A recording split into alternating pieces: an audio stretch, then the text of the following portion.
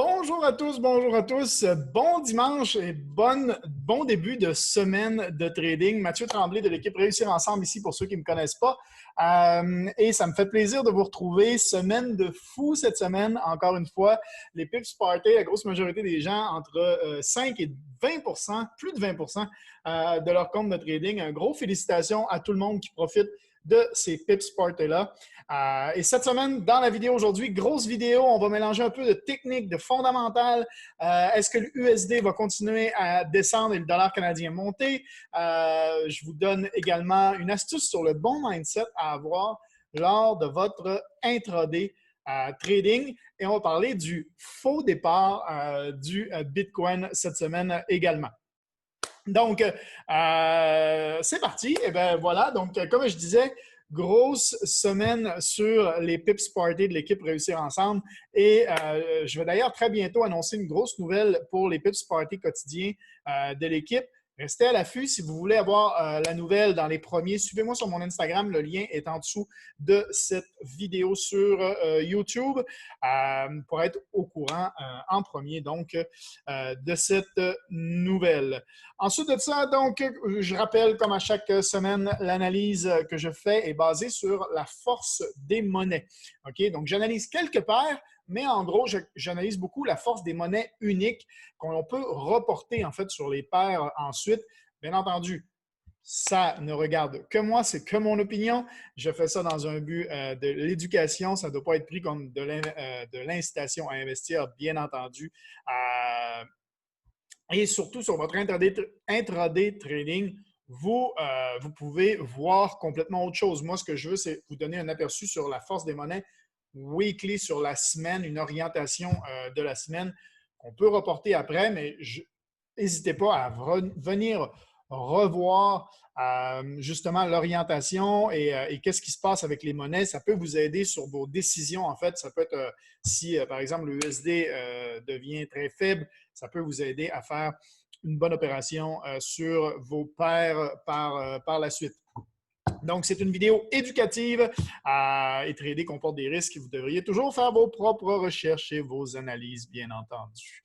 Alors, on commence tout de suite. Partage de l'écran ici pour aller vous montrer qu'est-ce qui se passe au sein. Hop, ça devrait être bon. Donc, qu'est-ce qui se passe au sein du Bitcoin? Ben oui, le Bitcoin. Donc, on voit que le Bitcoin, on est toujours dans notre bonne tendance. On a cassé la tendance, on est venu la retester, on se situe toujours en haut. Et quand on regarde ce qui s'est passé en daily, c'est là qui est intéressant, en fait, cette semaine. C'est surtout le daily au niveau du Bitcoin. Parce qu'il y a eu cette grosse montée jusqu'au 10 100, même 10 400 à peu près, je pense. Ouais, 10 429, c'est monté. Donc, ça, c'est ce qu'on appelle souvent une poussée pour faire déclencher les ordres, hein, parce qu'il y en a beaucoup qui avaient probablement mis leur résistance à peu près à ce niveau-là. OK? Et il y avait des ordres de déclenchement probablement qui devaient être au-dessus ici. Et c'est ce qu'ils ont fait, en fait, un faux départ pour faire déclencher tous ces ordres-là. Et après, ils ont ramené le marché en bas. C'est un peu une manipulation, comme on appelle. Et là, resserrement ici, encore resserrement au niveau de la volatilité. Ici, ce qui annonce probablement un vrai top départ. Ça peut casser vers le bas, bien entendu. On reste toujours à l'affût. Hein? Donc, s'il y a une cassure vers le bas, attention, parce que là, on peut aller rechercher aux alentours des 6008, 6005, dans ces environs-là, venir retester ici en bas. Sinon, si on casse vers le haut, on est parti pour les 11 500, voire les 14 000 pour les plus hauts là, ici, avant d'exploser. Et je pense qu'avec l'effet de la peur de manquer le bateau, ce qu'on appelle le FOMO, là, Fear of Missing Out, le Bitcoin peut partir assez vite s'il commence à monter parce que tout le monde va vouloir en profiter et peur de manquer le bateau. Donc ici, en fait, moi, j'avais placé ma résistance ici. Donc, comme on a fermé la journée ici, en gros, parce que, regardez, si je reviens là dans le temps, c'est exactement ce qui s'était passé Je l'avais. Hop, je l'avais vu. C'est exactement ce qui s'était passé ici. Ici, voilà. Alors, ceux qui ont mis leur résistance ici, ce qui s'est passé, c'est que, hop, vous voyez là, c'était à peu près les niveaux ici. Et vous voyez, ça avait monté exactement au même niveau avant de redescendre. Et après, on avait bogué sur la tendance et on était reparti vers le bas. Donc, ici, quand il y a eu le faux départ, on est venu juste taper exactement au même endroit qu'ici. Donc, je ne me suis pas affolé pour ce faux départ-là. Et j'ai bien vu qu'ils ont fait exactement la même chose que les deux bougies ici, là, vous voyez. Et on a exactement la même configuration, si je zoome un peu, ce qui s'est passé ici. Resserrement, validation de la tendance et boum, on est parti vers le bas. Sauf que là, on se situe au-dessus de la tendance. Donc là, possible plutôt départ vers le haut une fois que ça va casser. Donc ça, c'est pour le Bitcoin. Donc, à bien regarder cette semaine. Moi, je le vois bien continuer sa consolidation, mais en daily, on peut avoir un top départ réel là, qui casse et qui nous confirme que là, on est parti pour ce qui est du Bitcoin. Au niveau de US30, US30, ben, c'est super intéressant. Belle semaine, ce qui s'est passé là, cette semaine, si on revient en weekly. On a eu une très belle semaine. J'avais dit retest vers le bas de la zone ici et après monter. Ben, c'est exactement ce qui s'est passé. Boum! Donc, on a eu notre zone qui était ici, que j'avais dessinée par rapport à cette bougie ici, en fait, à ma bougie qui était là. J'avais dessiné la zone parce qu'on était venu, on avait fermé la semaine, on était venu tester cette zone-là la semaine passée. Et donc, cette semaine, retest en début de semaine pour après un top départ.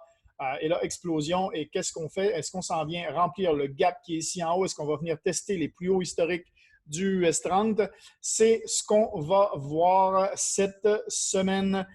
Probablement, moi, je reste en longue sur le US30. Ce que j'aimerais, par contre, c'est une petite consolidation aussi, comme il s'est passé ici, là, ce serait bien consolidation pour après ça monter. Voilà, donc on continue au niveau du gold, de l'or, en fait. Qu'est-ce qui s'est passé au niveau de l'or? Eh bien, on va aller voir en daily pour l'or parce que c'est super intéressant encore là ce qui s'est passé en daily. Et on va mettre les moving average parce qu'on a eu ce qu'on appelle ici, donc un bon range là, qui s'est passé sur plusieurs jours. OK? On a eu un top départ, retest, on est revenu, donc on a un M avec un top ici qui n'est pas allé rechercher le plus haut de notre premier sommet du M. Donc, un M sans aller chercher le top en haut plus switch du moving average 13 et 5. Qu'est-ce que ça veut dire? Ça veut dire ça part vers le bas. Et c'est ce qu'on a eu vendredi, une belle descente vers le bas. On a fermé en dessous du MA 50. Donc, ça peut annoncer que l'or reparte vers le bas. Par contre, quand on vient en weekly, c'est en weekly, en fait, qu'on voit que c'est venu tester, en fait, le moving average 13, pardon, et on a fermé au-dessus. Donc, moi, je vais être très attentif au début de la semaine pour voir si on revient se positionner dans le range ici, si on casse le moving average vers le bas. Et puis, donc, c'est ce qui va m'annoncer, en fait, ma tendance pour cette semaine à voir. Est-ce qu'on va aller rechercher finalement la zone de 1790? Donc, tout ça va dépendre. On sait que les événements aux États-Unis affectent énormément le dollar US. Donc, c'est pour ça que j'ai plus tendance à penser qu'on va venir se repositionner ici et partir vers le haut plutôt que de descendre sur l'or. À voir. Au niveau du pétrole, parce qu'en fait, pardon, sur l'or, il nous faut une confirmation du switch. Hein. Sur le daily, là, on a ici, ce que j'attends, moi, c'est de savoir si on va avoir une confirmation du switch. On a eu ici retest, on redescend. Là, à voir si on confirme le switch sur une journée de plus, eh bien, on y va vers le bas. On y va pour aller chercher le MA 200 probablement qui est ici en bas, autour là, des 1600, je pense à peu près, parce que le temps qui monte. Donc, à peu près aux alentours des 1600. Au niveau du pétrole, on va réenlever les moving average parce que là, on a eu beau top départ après notre consolidation ici sur la zone des 30. Top départ la semaine dernière et on a reconsolidé ici, recassure vers le haut et on est parti. Là, je m'attends à... On va aller chercher notre zone du 41,5 à peu près. Et à l'arrivée du 41,5, possiblement retest ou consolidation ici au niveau du 41,5. Donc, je reste en longue pour le pétrole, mais consolidation ou voire retest rebond qui peuvent revenir retester soit la zone des 35, soit même la zone des 31, à voir en fait qu'est-ce qui va se passer quand on va atteindre la fameuse zone psychologique là, du 41,5. 41,5-42, c'est à peu près la zone annoncée par la Russie, donc à voir de ce côté-là. Au niveau du dollar canadien, eh bien, au niveau du dollar canadien, on a carrément éclaté, en fait. C'est ce que j'avais dit. On est venu retester ces zones-là. On est parti vers le haut. On avait un truc. On est venu combler le gap qu'il y avait ici sur le dollar canadien. Il faut dire que la montée du pétrole a dû aider à ce niveau-là. Donc, dollar canadien, on est venu fermer le gap qu'on avait là.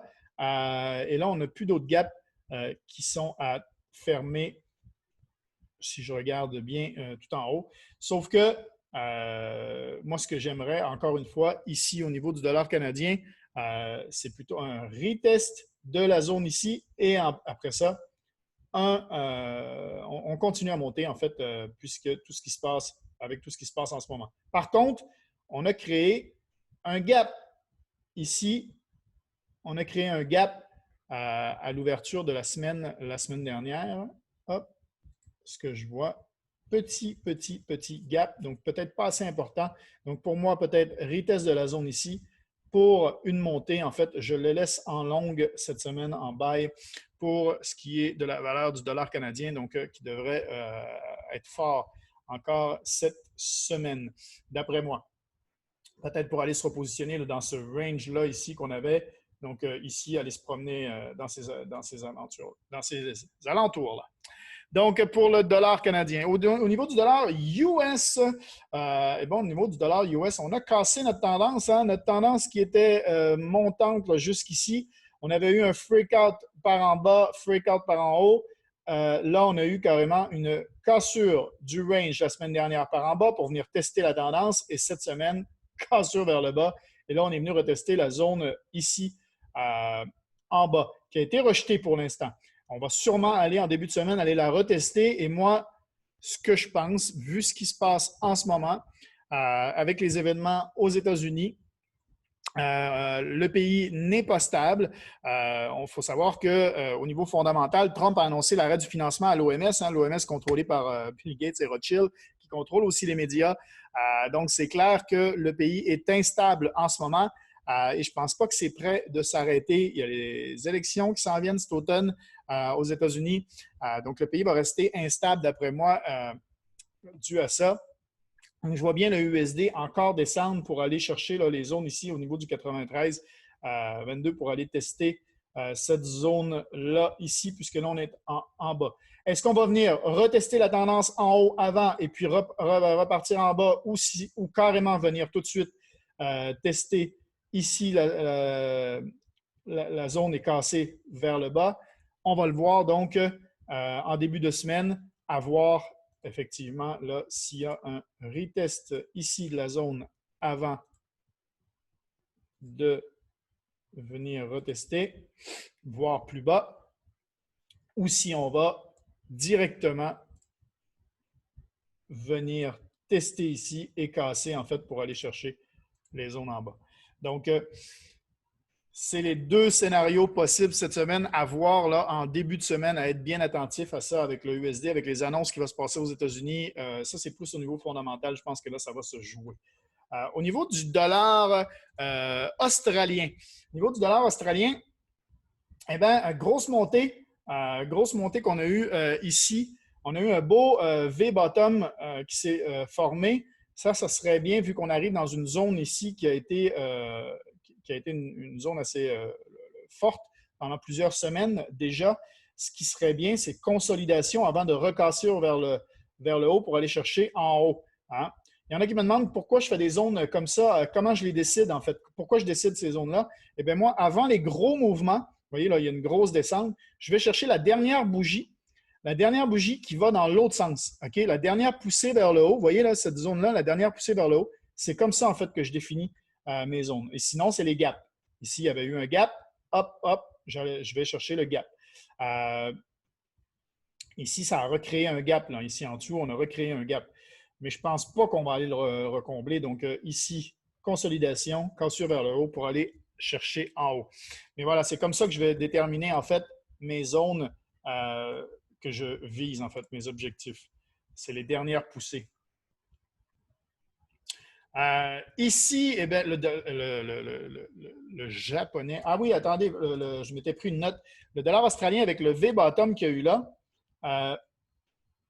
Voilà, le V-bottom qu'on a eu là, c'est un peu ce qui s'est passé sur le US30. Hein. Si vous voyez, regardez, avec le US30, vous voyez la même configuration. Et ici, il y a eu cette consolidation avant l'explosion vers le haut. C'est ça que j'aimerais avoir au niveau c'est la consolidation qui est ici, que j'aimerais avoir ici.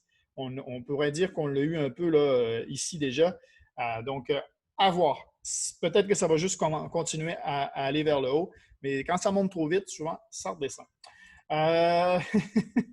Donc, au niveau du yen japonais, on a 7 semaines de consolidation qui ont été cassées vers le bas. Ici, 7 semaines où la volatilité s'était complètement refermée et là, cassure vers le bas et on est parti loin.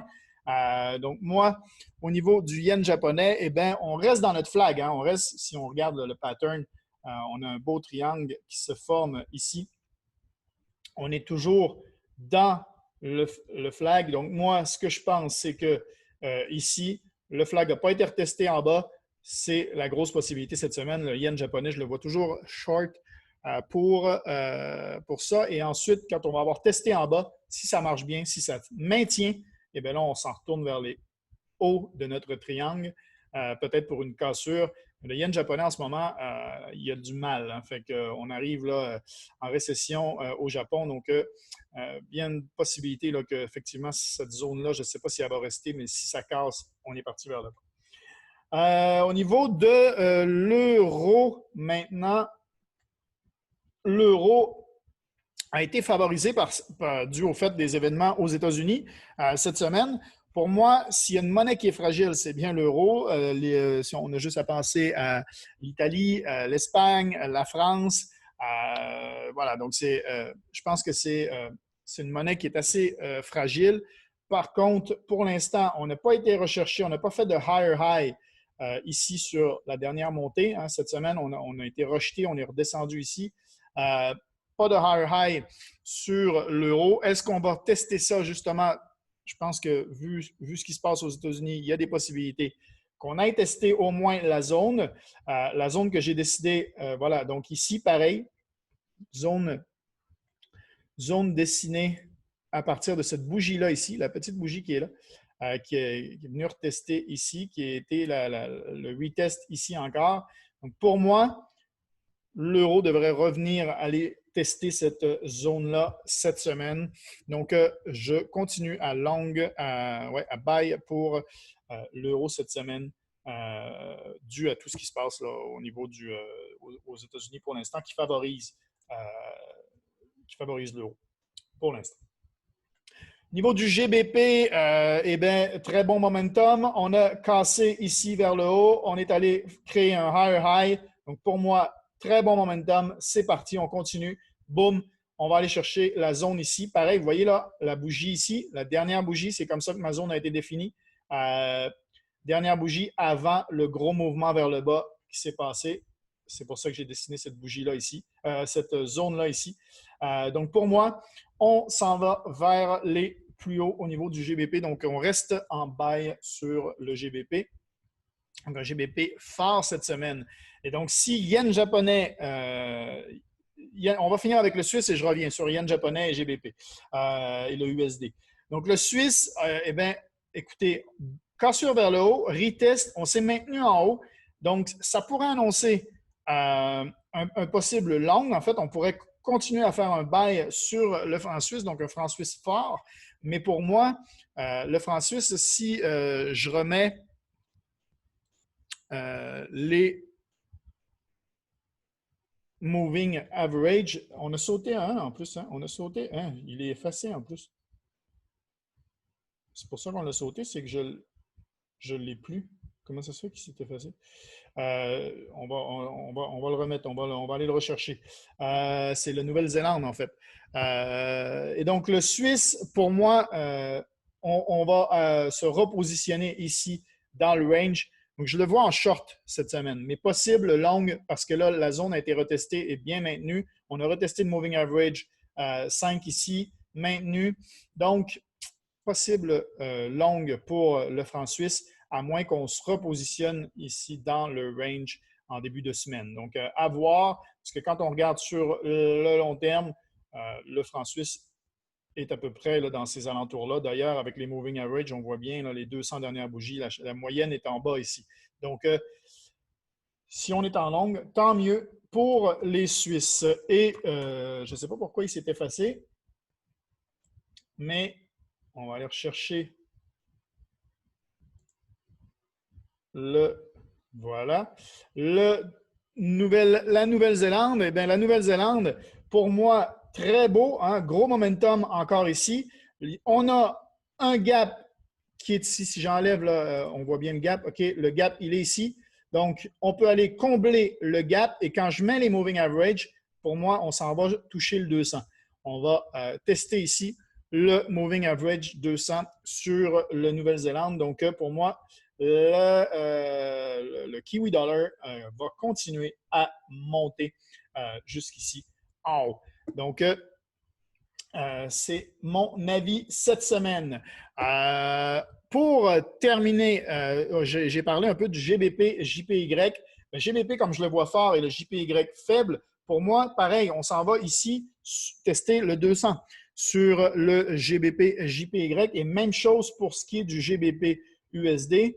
Pour moi, là, on est parti vers le haut. Donc, on s'en va tester le 200 qui est en haut ici. Si je regarde en daily, qu'est-ce qui se passe? Ben oui, là, on a le 800. Le 800 qui est en haut ici. Donc, pour moi, des fortes chances. Pareil, ici, 800 qui est en haut là. Donc, pour moi, on s'en va tester ici en haut, en daily ou en weekly. Donc, confirmation. Donc, pour GBP, JPY et GBP USD, on est en buy sur ces deux-là cette semaine. Donc, petite question de la semaine. Qu'est-ce qui est le plus important pour vous? Je suis curieux un peu. Dites-moi ça en commentaire, tout le monde. Qu'est-ce qui est le plus important pour vous quand vous recherchez un broker? Okay? Est-ce que c'est avoir des petits spreads? Est-ce que c'est un broker qui ne fait pas trop de manipulation de marché hein, avec agrandir les spreads et tout ça, surtout sur les fins de session, des choses comme ça? Est-ce que c'est avoir des bons effets de levier? Est-ce que vous voulez aller chercher des effets de levier plus haut que 1,50 par exemple, 1,100, 1,200, des choses comme ça? Est-ce que c'est important pour vous? Est-ce que c'est le service à la clientèle qui est important au niveau du broker? Ou c'est tout simplement, vous voulez un broker qui soit validé dans votre pays. Donc, si vous êtes au Québec, il faut qu'il soit validé pour le Canada, pour le Québec. Et puis après ça, le reste, vous vous en foutez un peu. Peu importe les autres conditions, en autant qu'il est validé pour vous, vous fermez les yeux sur tout le reste juste parce que vous avez la validation. Sinon, ben, dites-moi en fait dans les commentaires ici sur YouTube ou même sur, si vous voyez sur Facebook, LinkedIn, le post, je suis curieux. Dites-moi qu'est-ce qui est important pour vous au niveau du broker. Petite astuce au niveau du mindset que je voulais vous parler. Si vous commencez en fait dans le trading et que et vous voulez en fait vous fixer des objectifs, si par exemple vous avez mis 100 dollars sur un compte, ok, par exemple un compte 100 dollars, voilà, pour commencer au niveau du trading, et que vous faites 3 dollars dans votre journée, ok, bien, 3 dollars c'est vrai que ça paraît pas beaucoup, ok, on est d'accord. 3 on se dit, ouais, je ne deviendrai pas riche avec 3 . On est d'accord. Mais 3 sur un compte à 100, c'est 3 de profit. C'est à peu près 300 fois plus que si vous alliez laisser votre argent dans votre compte en banque parce que la banque va vous donner à peu près 3 sur une année complète, voire moins quand on enlève les frais bancaires et tout ça qu'ils nous prennent. Sur 100 vous auriez probablement quasiment rien eu sur votre année. Donc, avoir fait 3 c'est ça. Donc, essayez pas de faire le gros trade à chaque fois qui va vous donner des 5, 10, 15, 20 de profit. Des fois, c'est sur la persévérance et sur le nombre de trades que vous allez créer la différence, en fait. Donc, essayez pas de toucher le gros lot sur chaque trade. Ne soyez pas greedy, comme on dit, et contentez-vous pour faire des petits trades souvent. C'est plus payant que d'essayer d'aller chercher les gros trades à chaque fois. Donc, tout dépendant de votre style de trading, mais avoir le bon mindset et réaliser qu'en fait, 3 si on fait en fait un effet boule de neige, on peut presque doubler son compte sur à peu près un mois de trading, c'est quand même impressionnant. Donc, voilà, je voulais juste vous faire cette petite astuce-là, mindset, parce que des fois, on ne s'en rend pas compte, en fait, parce qu'on se base sur les montants au lieu du pourcentage. Donc, viser un pourcentage, c'est des fois beaucoup plus payant. Voilà pour l'astuce mindset de cette semaine. Et merci à tous ceux qui s'abonnent à ma chaîne, qui me font un petit like, ça encourage toujours pour les vidéos. Je vous remercie beaucoup à tous. J'espère que vous avez trouvé de la valeur dans cette vidéo-là, qui est un petit peu plus longue que d'habitude. Mais voilà, j'espère que vous avez trouvé de la valeur et je vous souhaite une bonne semaine de trading à tous. Ciao tout le monde. Bye bye.